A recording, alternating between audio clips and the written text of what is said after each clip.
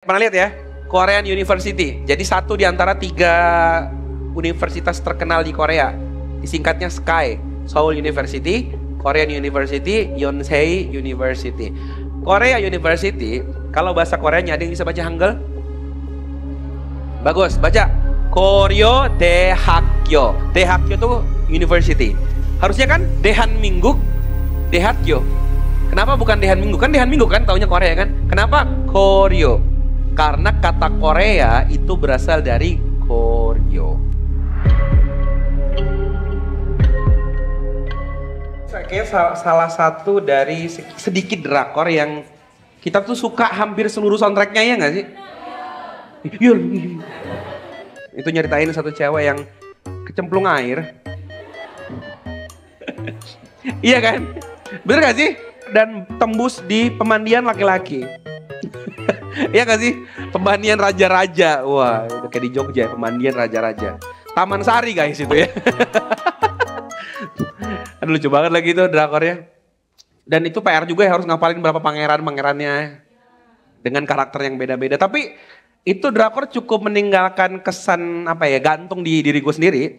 Karena di antara banyak orang yang move on dan maksudnya dia tuh bisa tuh loh di tengah jalan kan gini, selalu akan ada karakter yang orang ketiga. Terus kita di awal bikin tertarik dulu sama dia kan. Sedangkan orang kedua alias pemeran utamanya tuh kadang kayak song gitu, kayak sebel banget. Nah pemeran ketiga ini kan selalu ada untuk dia. Tau gak sih laki-laki yang selalu ngasih banyak hal tapi gak dapat apa-apa di akhirnya. Tapi lucunya biasanya kayak dulu film Full House. Ya Allah tua banget lagi. Gue tuh bakal move on. Maksudnya di tengah jalan tuh gue belain ke pemeran ketiga. Tapi tiba-tiba gue emang cocok si dia sih walaupun dia nyebelin. Emang cocoknya sama dia sih gitu loh. Ya sorry ya bro, lu baik banget, cuman kayaknya gak lu deh. Bisa tuh tiba-tiba tengah jalan dibikin tertarik sama karakter utamanya. Pinter tuh penulis atau mungkin karakternya yang dibangun tuh bagus banget. Cuman di drakor ini jujur sampai ending gak bisa gue ke pemeran utamanya tuh. Siapa cowoknya namanya tuh? Ya itu Junki. Nah gak bisa gue. Sampai ending, gue, Gak tahu, pokoknya sampai ending. Gue lu tau gak sih, setiap kayak mau ketemu terus pisah gitu ya. Mau ketemu gagal, gue bilang, yes. Jangan sampai lu ketemu lagi.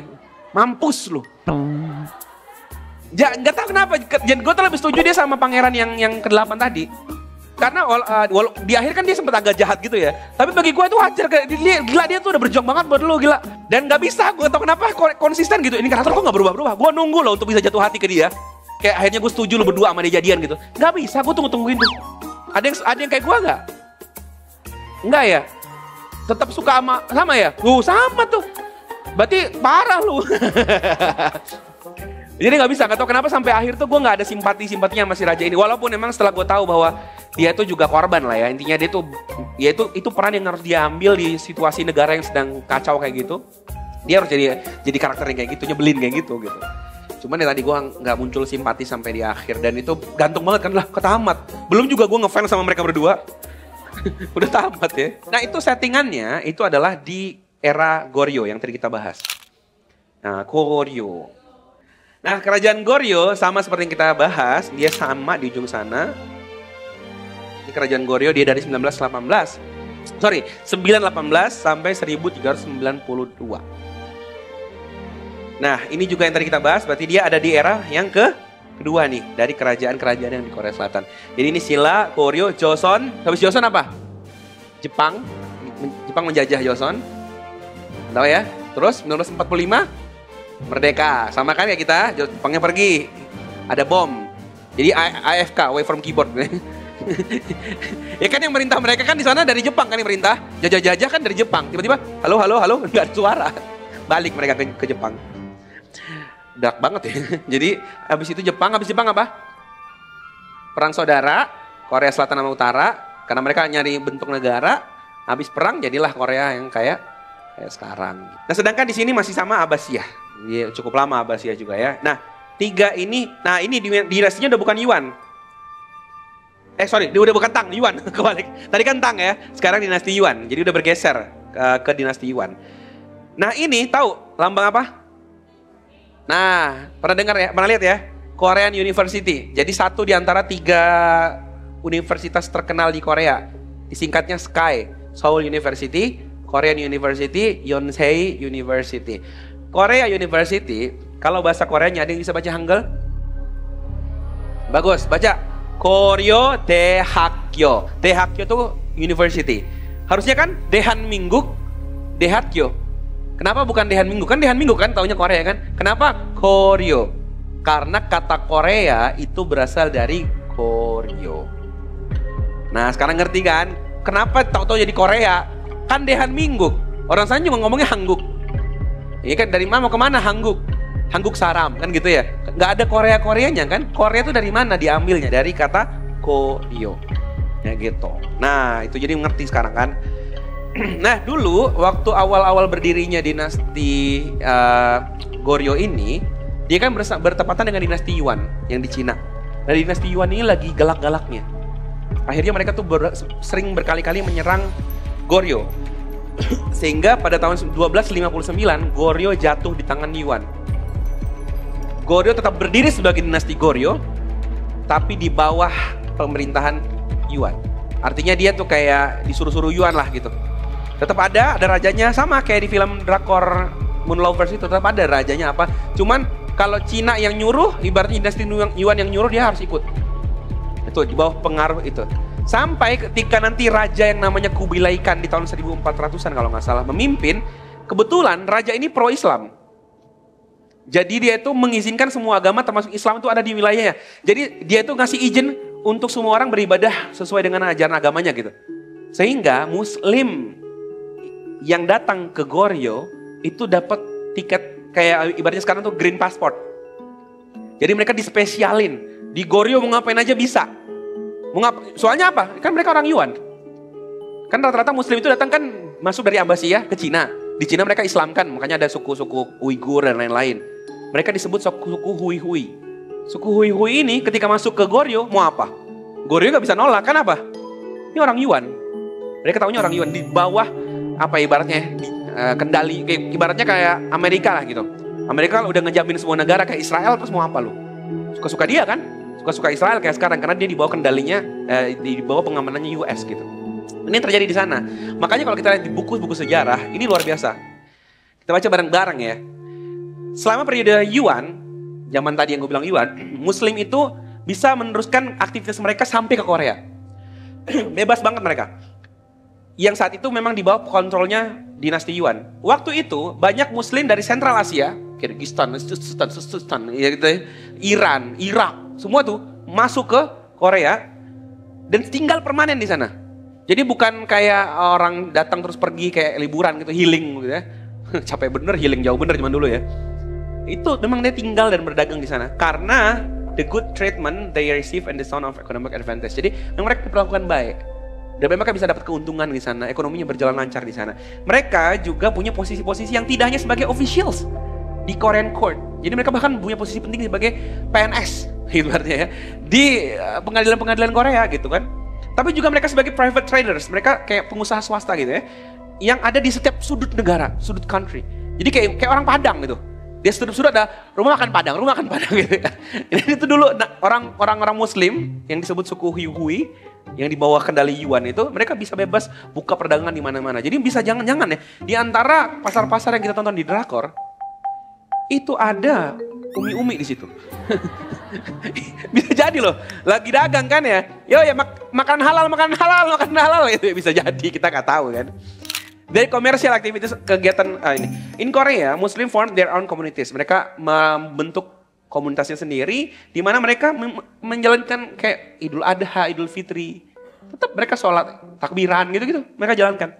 Wear national dress, pakai baju kayak gamis, pakai hijab, ya headgear, dan maintain their Islamic way of life. Jadi tetap puasa di zaman Goryeo. Menarik nih. Bahkan mereka bangun masjid yang namanya Yeonggung.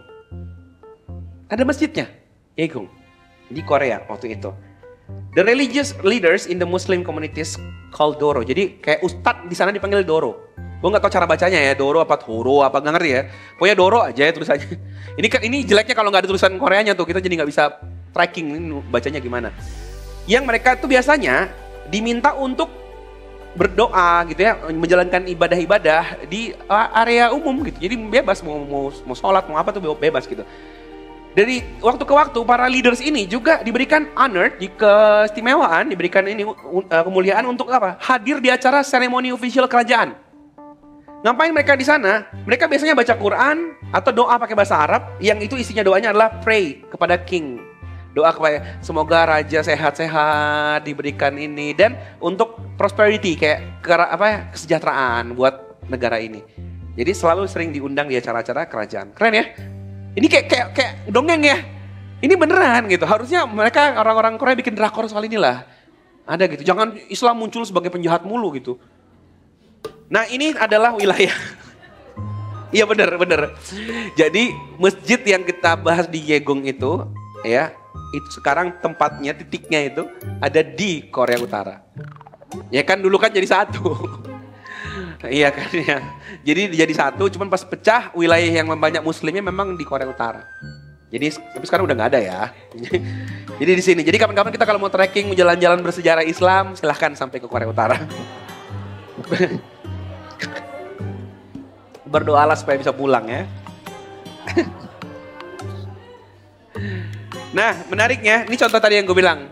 Jadi bahkan arak misalkan, soju, itu pertama kali ditemukan di abad ke-13 ketika Mongol menginvasi Korea. Mongol itu dari mana? Daerah Cina kan? Mereka menginvasi Korea. Mongol sebenarnya mendapatkan itu dari namanya arak. Arak itu budaya Muslim. Muslim world maksudnya. Muslim world itu maksudnya ya budaya Arab lah gitu ya.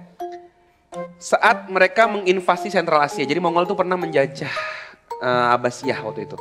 Nah mereka pulang tuh bawa ya, ada yang bisa mabuk pakai begini ya gitu ya. Bawa pulang ilmu-ilmu itu dan mereka bawa kemana-mana. Makanya di Korea Utara soju itu sering disebut arakju.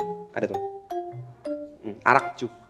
Kalau soju di Korea Selatan nyebutnya soju kan. Nah coba tanya Kim Jong Un. Nah dia bilang, arakju. Wah, Masya Allah gitu. Itu berarti sampai di sini berarti hubungan Korea dengan Islam tuh erat banget ya. Erat banget loh. Ini yang dikata diterusin nih harusnya ada Lee Min Ho syariah gitu ya. Tapi yang terjadi sekarang Islam kayak asing banget di sana ya. Ini gue nggak tunjukin videonya karena takut copyright, tapi gue tunjukin aja cuplikannya. Di salah satu ada variety show Korea judulnya Invisible Youth. Lawas banget sebenarnya. Itu pernah diundang satu orang Muslim sebagai bintang tamu, orang biasa, mahasiswa sana gitu. Namanya Uzman. Nah lucunya adalah mereka tuh benar-benar nggak ngerti sama sekali soal Islam. Lihat nih, pas datang pertama.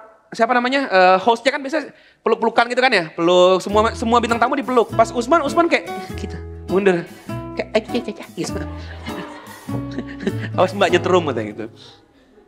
Dan dia nanya, by the way, when we met, I tried to hug you, but you Usman kind of kayak nggak mau gitu, kayak menjauh gitu. Kenapa? Baru dijelasin, kami itu nggak boleh pegangan sama yang bukan mahram, sama cewek. Terus bilang, terus gimana kalau sama istri lu? Beda. Dia kira kita nikah kayak angguk-angguk doang ya.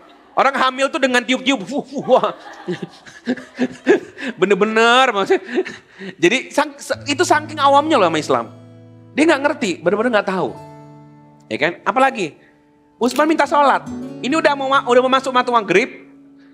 Mereka di jalan tol. Jadi udah asar, udah masuk waktu maghrib, belum asaran. Dia bilang bisa berhenti bentar gak? Lu tahu lah waktu buat orang Korea itu kayak apa pentingnya. Gila mampir bentar itu kayak buang-buang waktu banget. Akhirnya dibilang udah biarin aja dia sholat. Dibiarin dia sholat, dicari tempat kayak pinggir pantai gitu. Pelabuhan gitu, dia sholat di pinggir situ doang. Sholat ada tuh. Tahu nggak reaksi mereka yang lagi nonton di bus lagi nonton gini ngeliatin gitu kan ya. Nih dia bilang gini. Keren ya, bahkan saat dia di negara lain dia tetap berdoa untuk negaranya. Sampai digepak sama host utamanya, itu agamanya tahu. Dia tuh mengira itu kayak budaya negara gitu loh. Jadi kayak dia tetap harus kayak Indonesia, tada gitu. Saking awamnya nggak tahu. Bener loh, lu pernah lihat kasus-kasus kayak orang Korea bikin lagu K-pop, terus pakai azan, pakai Quran, pernah dengar kan? Salah satunya kan idola saya, CL. Dia kan pernah tuh pakai kalau nggak salah ayat Quran itu atau azan gue lupa. Nah itu kan karena mereka kira ini bahasa Arab biasa. Mereka nggak tahu namanya agama kan. Mereka kira ini budaya Arab. Sama kan kayak lu tiba-tiba bikin lagu Korea dicampur bahasa Indonesia. Salahnya di mana? Ya sama kan bahasa Arab.